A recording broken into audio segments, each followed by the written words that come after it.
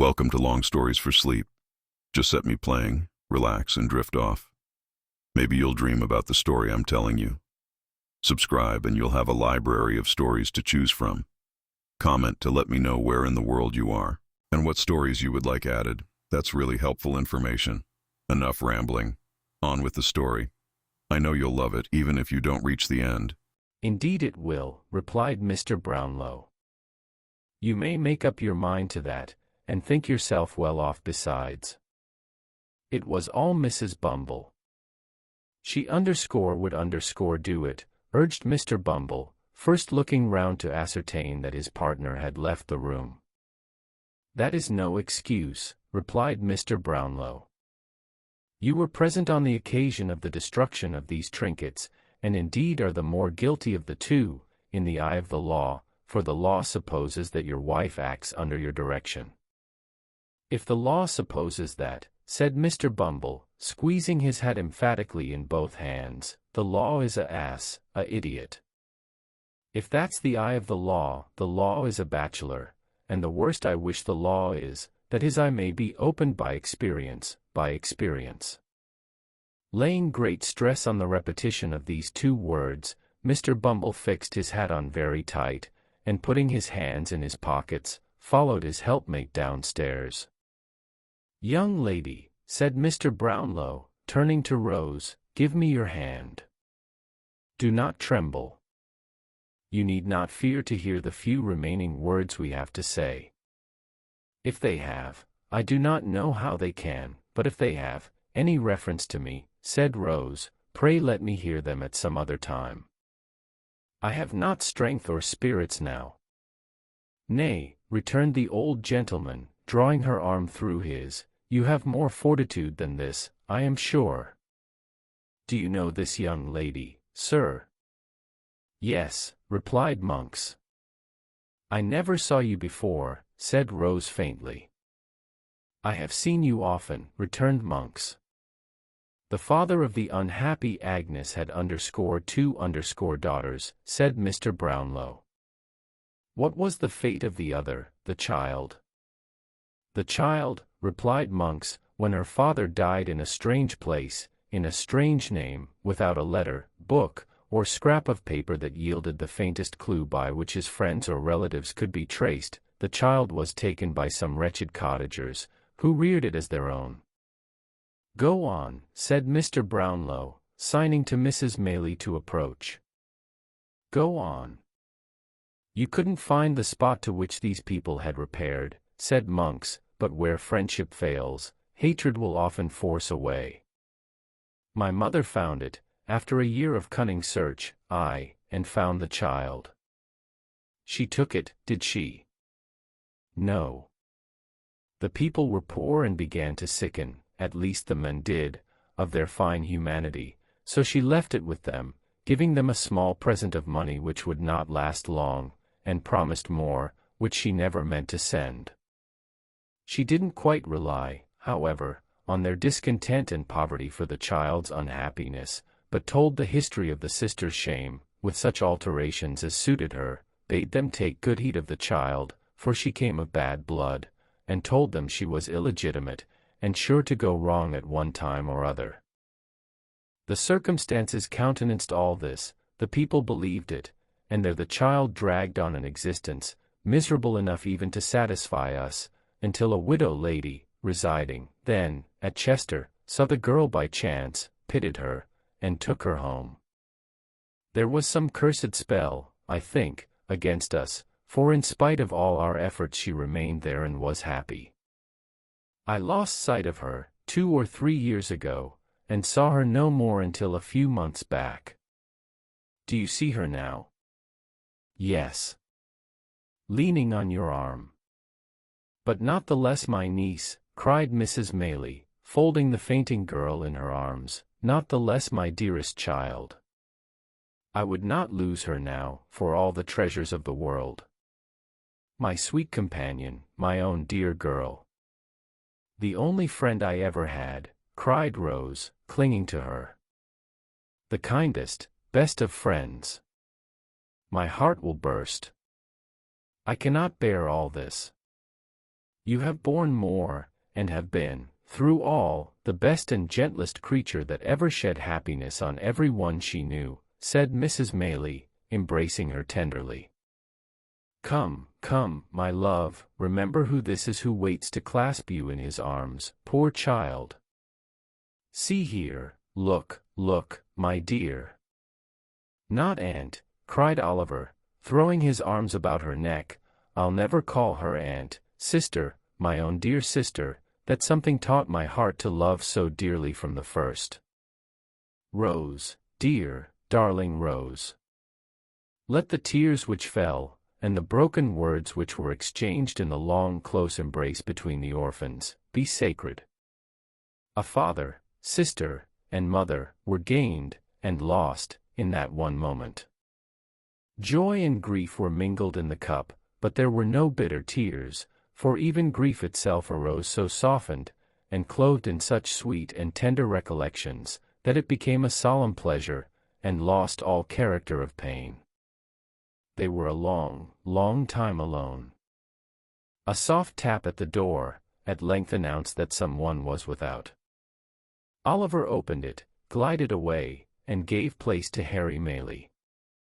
"I know it all," he said, taking a seat beside the lovely girl. "Dear Rose, I know it all.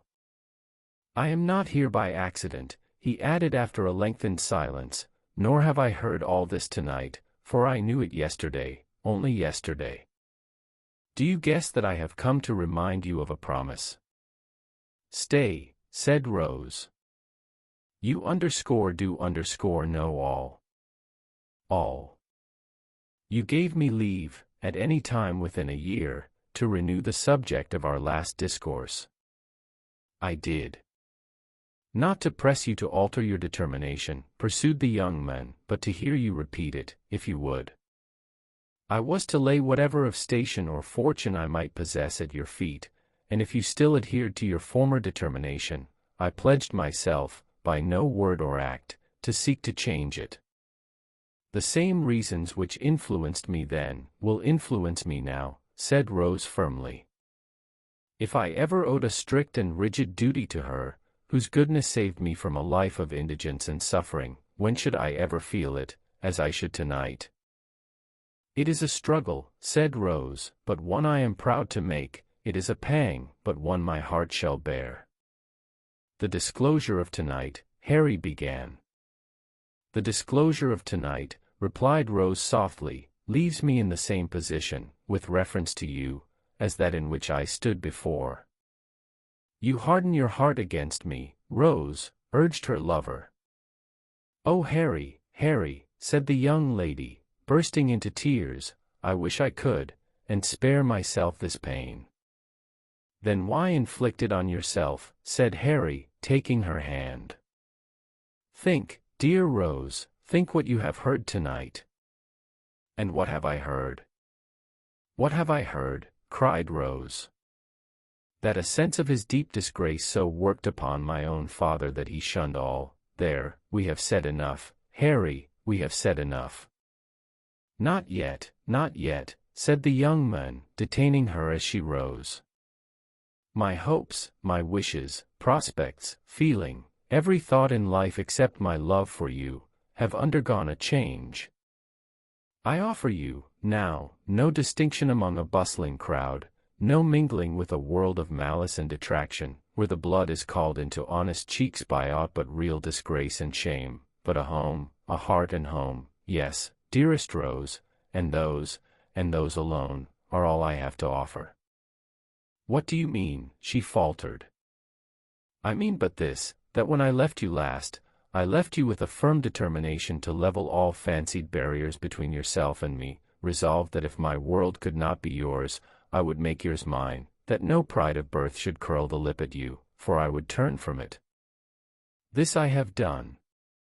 Those who have shrunk from me because of this, have shrunk from you, and proved you so far right. Such power and patronage, such relatives of influence and rank, as smiled upon me then, look coldly now, but there are smiling fields and waving trees in England's richest county, and by one village church, mine, Rose, my own, there stands a rustic dwelling which you can make me prouder of than all the hopes I have renounced, measured 1,000-fold.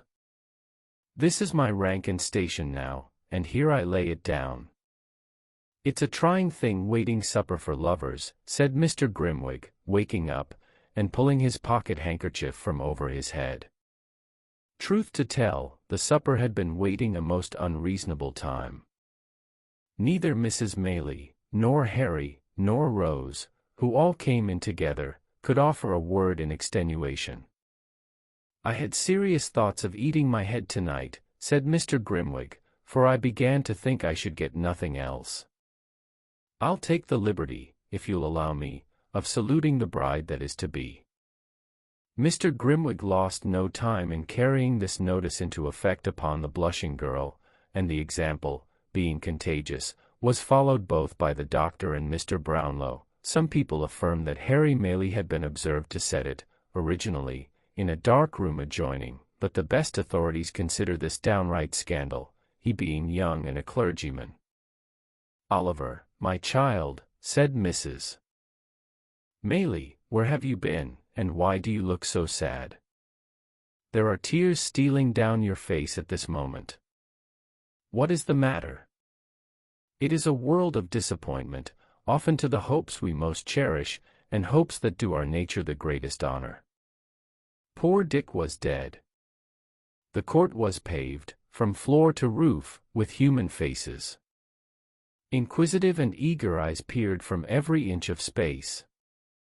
From the rail before the dock, away into the sharpest angle of the smallest corner in the galleries, all looks were fixed upon one man, Fagin.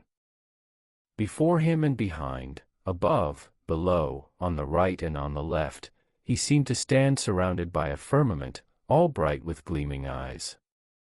He stood there, in all this glare of living light, with one hand resting on the wooden slab before him, the other held to his ear, and his head thrust forward to enable him to catch with greater distinctness every word that fell from the presiding judge, who was delivering his charge to the jury.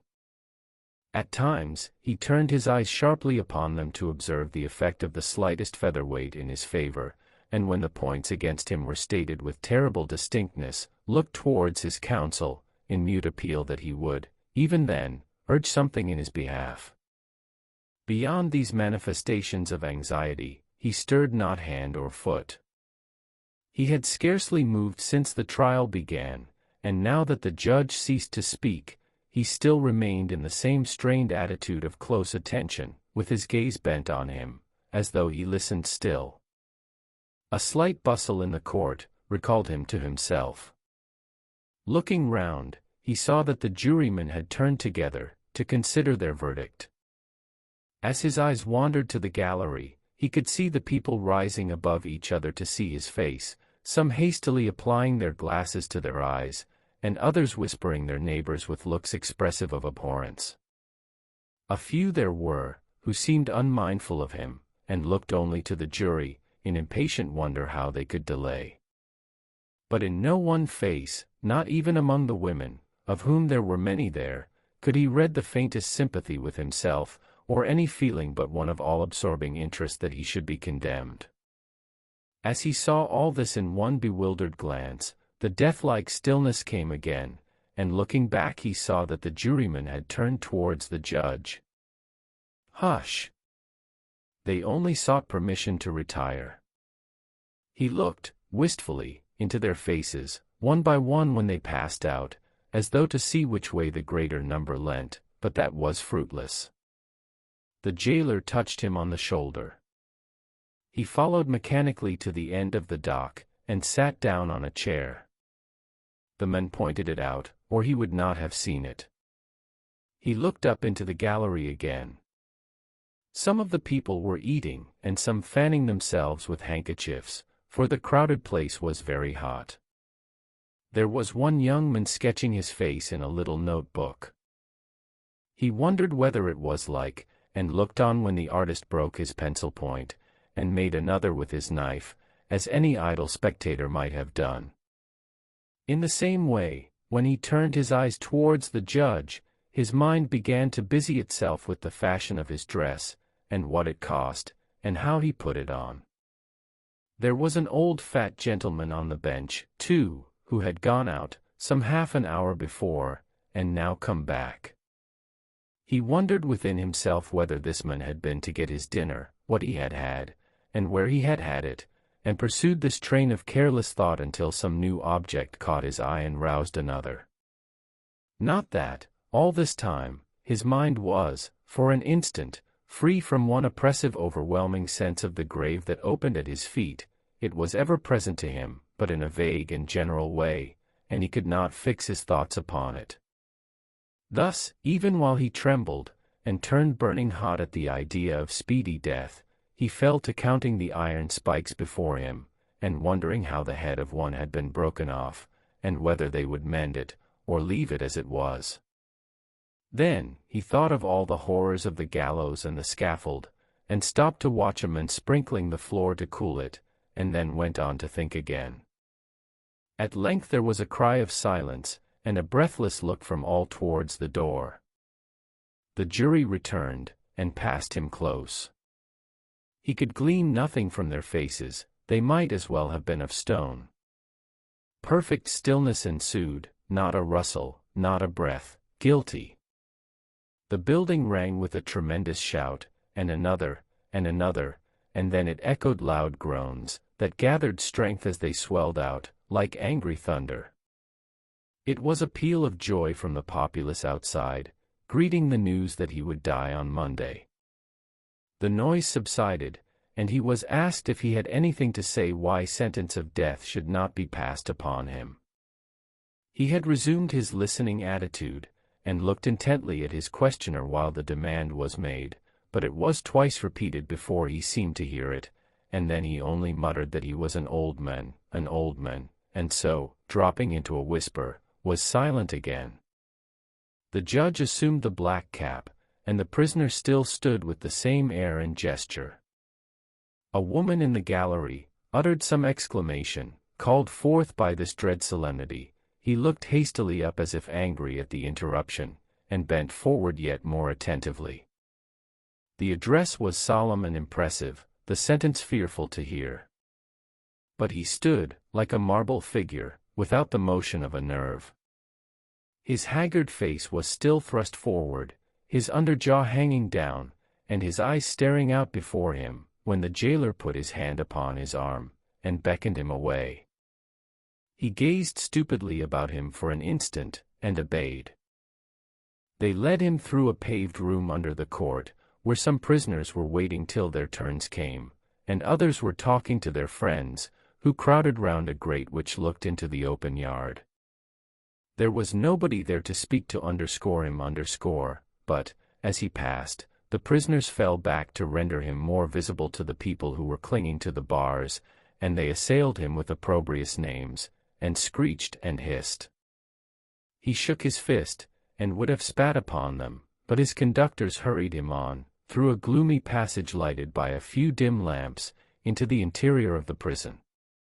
Here, he was searched, that he might not have about him the means of anticipating the law. This ceremony performed, they led him to one of the condemned cells, and left him there, alone. He sat down on a stone bench opposite the door, which served for seat and bedstead, and casting his bloodshot eyes upon the ground, tried to collect his thoughts. After a while, he began to remember a few disjointed fragments of what the judge had said, though it had seemed to him, at the time, that he could not hear a word.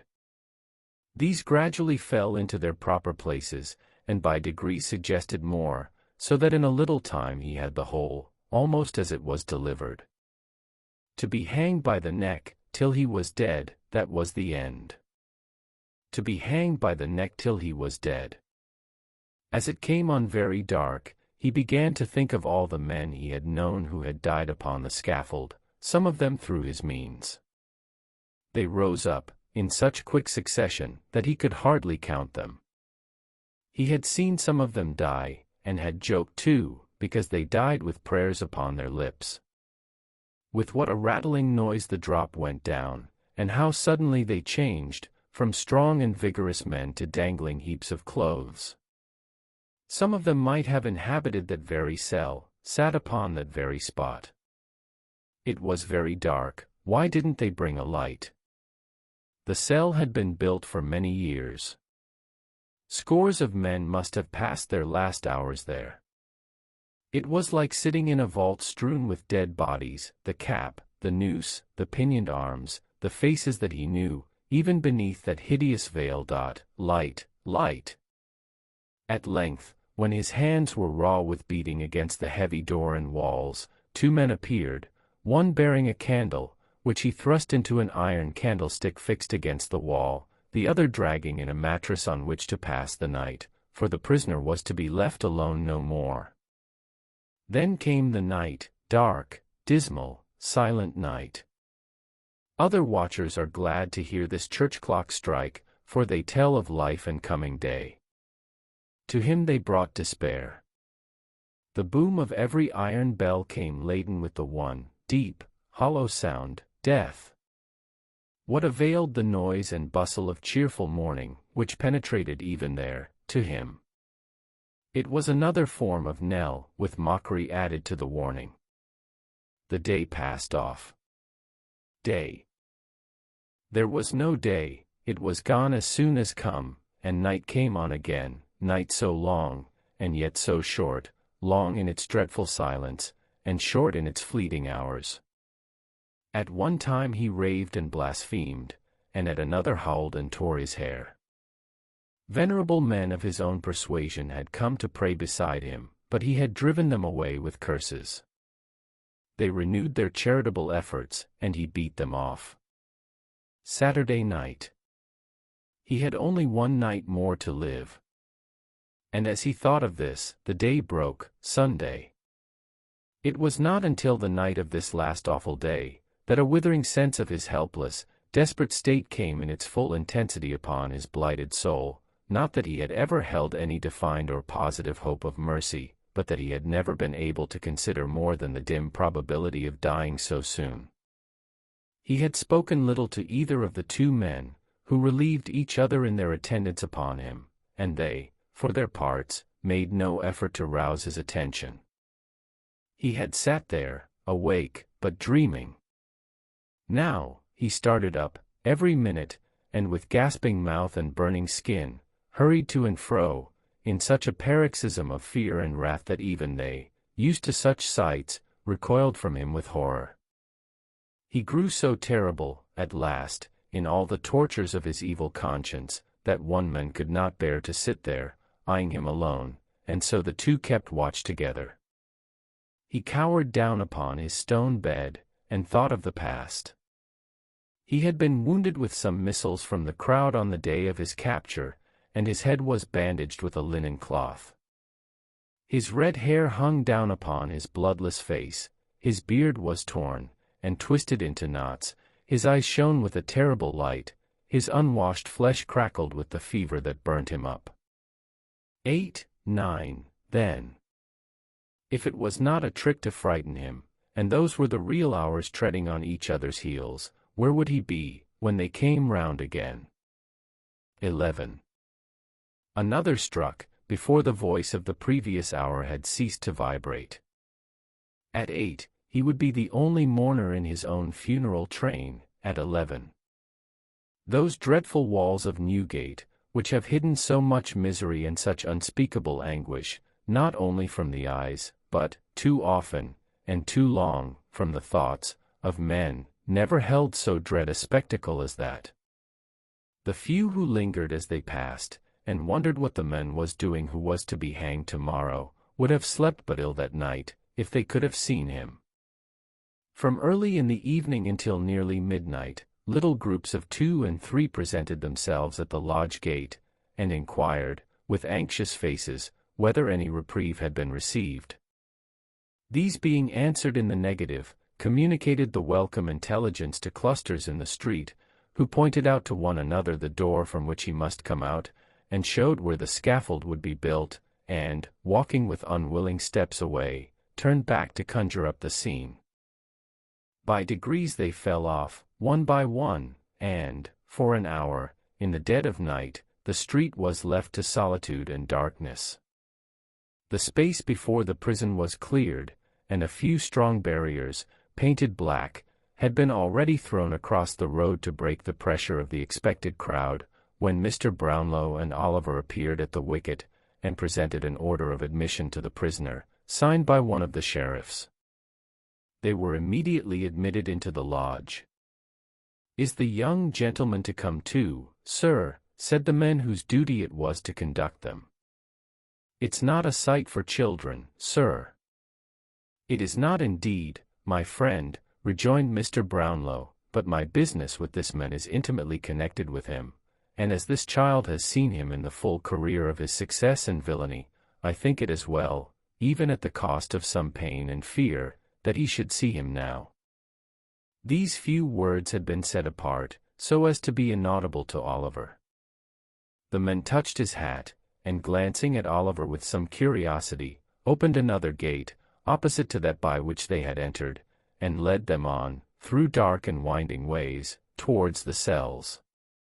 "This," said the man, stopping in a gloomy passage where a couple of workmen were making some preparations in profound silence, "this is the place he passes through.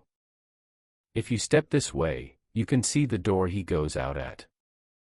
He led them into a stone kitchen, fitted with coppers for dressing the prison food, and pointed to a door. There was an open grating above it, through which came the sound of men's voices, mingled with the noise of hammering, and the throwing down of boards. They were putting up the scaffold. From this place, they passed through several strong gates, opened by other turnkeys from the inner side, and, having entered an open yard, ascended a flight of narrow steps, and came into a passage with a row of strong doors on the left hand. Motioning them to remain where they were, the turnkey knocked at one of these with his bunch of keys. The two attendants, after a little whispering, came out into the passage, stretching themselves as if glad of the temporary relief, and motioned the visitors to follow the jailer into the cell. They did so. The condemned criminal was seated on his bed, rocking himself from side to side, with a countenance more like that of a snared beast than the face of a man. His mind was evidently wandering to his old life, for he continued to mutter, without appearing conscious of their presence otherwise than as a part of his vision. "Good boy, Charlie, well done," he mumbled. "Oliver, too, ha! Ha! Ha! Oliver too, quite the gentleman now, quite the, take that boy away to bed." The jailer took the disengaged hand of Oliver, and, whispering him not to be alarmed, looked on without speaking. "Take him away to bed," cried Fagin. "Do you hear me, some of you? He has been somehow the cause of all this. It's worth the money to bring him up to it. Bolter's throat, Bill, never mind the girl, Bolter's throat as deep as you can cut. Saw his head off." "Fagin," said the jailer. "That's me," cried the Jew, falling instantly into the attitude of listening he had assumed upon his trial. "An old man, my lord, a very old man." "Here," said the turnkey, laying his hand upon his breast to keep him down. "Here's somebody wants to see you, to ask you some questions, I suppose." Fagin. "Are you a man?" "I shan't be one long," he replied, looking up with a face retaining no human expression but rage and terror. "Strike them all dead. What right have they to butcher me?" As he spoke he caught sight of Oliver and Mr. Brownlow. Shrinking to the furthest corner of the seat, he demanded to know what they wanted there. "Steady," said the turnkey, still holding him down. "Now, sir, tell him what you want. Quick, if you please, for he grows worse as the time gets on." "You have some papers," said Mr. Brownlow advancing, "which were placed in your hands, for better security, by a man called Monks." "It's all a lie together," replied Fagin. "I haven't one, not one." "For the love of God," said Mr. Brownlow solemnly, "do not say that now, upon the very verge of death, but tell me where they are. You know that Sikes is dead, that Monks has confessed, that there is no hope of any further gain. Where are those papers? Oliver, cried Fagin, beckoning to him. Here, here. Let me whisper to you. I am not afraid, said Oliver in a low voice, as he relinquished Mr. Brownlow's hand. The papers, said Fagin, drawing Oliver towards him, are in a canvas bag, in a hole a little way up the chimney in the top front room. I want to talk to you, my dear. I want to talk to you. Yes, yes, returned Oliver. Let me say a prayer. Do. Let me say one prayer. Say only one, upon your knees, with me, and we will talk till morning. Outside, outside, replied Fagin, pushing the boy before him towards the door, and looking vacantly over his head. Say I've gone to sleep, they'll believe you. You can get me out, if you take me so. Now then, now then. Oh! God forgive this wretched man, cried the boy with a burst of tears. That's right, said Fagin. That'll help us on. This door first. If I shake and tremble, as we pass the gallows, don't you mind, but hurry on. Now, now, now. Have you nothing else to ask him, sir? Inquired the turnkey. No other question, replied Mr. Brownlow. If I hoped we could recall him to a sense of his position. Nothing will do that, sir, replied the man, shaking his head. You had better leave him. The door of the cell opened, and the attendants returned. Press on, cried Fagin. Softly, but not so slow. Faster, faster. The men laid hands upon him, and disengaging Oliver from his grasp, held him back. He struggled with the power of desperation, for an instant, and then sent up cry upon cry that penetrated even those massive walls, and rang in their ears until they reached the open yard. It was some time before they left the prison. Oliver nearly swooned after this frightful scene, and was so weak that for an hour or more, he had not the strength to walk. Day was dawning when they again emerged. A great multitude had already assembled, the windows were filled with people, smoking, and playing cards to beguile the time, the crowd were pushing, quarreling, joking. Everything told of life and animation, but one dark cluster of objects in the center of all, the black stage, the crossbeam, the rope, and all the hideous apparatus of death. The fortunes of those who have figured in this tale are nearly closed. The little that remains to their historian to relate, is told in few and simple words. Before 3 months had passed, Rose Fleming and Harry Maylie were married in the village church which was henceforth to be the scene of the young clergyman's labors. On the same day they entered into possession of their new and happy home. Mrs. Maylie took up her abode with her son and daughter-in-law, to enjoy, during the tranquil remainder of her days, the greatest felicity that age and worth can know, the contemplation of the happiness of those on whom the warmest affections and tenderest cares of a well-spent life have been unceasingly bestowed. It appeared, on full and careful investigation, that if the wreck of property remaining in the custody of Monks, which had never prospered either in his hands or in those of his mother, were equally divided between himself and Oliver, it would yield, to each, little more than £3,000. By the provisions of his father's will, Oliver would have been entitled to the whole, but Mr. Brownlow, unwilling to deprive the elder son of the opportunity of retrieving his former vices and pursuing an honest career, proposed this mode of distribution, to which his young charge joyfully acceded. Monks, still bearing that assumed name, retired with his portion to a distant part of the New World, where, having quickly squandered it, he once more fell into his old courses, and, after undergoing a long confinement for some fresh act of fraud and knavery, at length sunk under an attack of his old disorder, and died in prison. As far from home, died the chief remaining members of his friend Fagin's gang. Mr. Brownlow adopted Oliver as his son. Removing with him and the old housekeeper to within a mile of the parsonage house, where his dear friends resided, he gratified the only remaining wish of Oliver's warm and earnest heart, and thus linked together a little society, whose condition approached as nearly to one of perfect happiness as can ever be known in this changing world. Soon after the marriage of the young people, the worthy doctor returned to Chertsey, where, bereft of the presence of his old friends, he would have been discontented if his temperament had admitted of such a feeling, and would have turned quite peevish if he had known how. For 2 or 3 months, he contented himself with hinting that he feared the air began to disagree with him. Then, finding that the place really no longer was, to him, what it had been, he settled his business on his assistant, took a bachelor's cottage outside the village of which his young friend was pastor, and instantaneously recovered. Here he took to gardening, planting, fishing, carpentering, and various other pursuits of a similar kind, all undertaken with his characteristic impetuosity.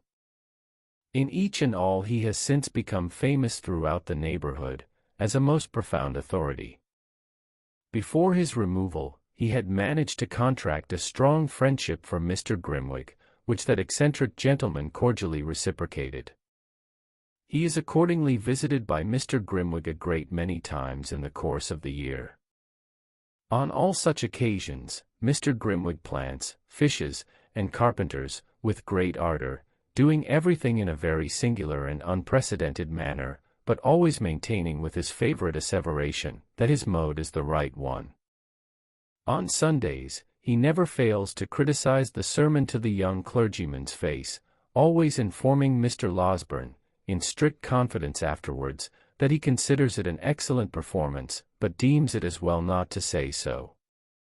It is a standing and very favorite joke for Mr. Brownlow to rally him on his old prophecy concerning Oliver, and to remind him of the night on which they sat with the watch between them, waiting his return, but Mr. Grimwig contends that he was right in the main, and, in proof thereof, remarks that Oliver did not come back after all, which always calls forth a laugh on his side, and increases his good humor. Mr. Noah Claypole, receiving a free pardon from the Crown in consequence of being admitted a prover against Fagin, and considering his profession not altogether as safe a one as he could wish, was, for some little time, at a loss for the means of a livelihood, not burdened with too much work. After some consideration, he went into business as an informer, in which calling he realizes a genteel subsistence.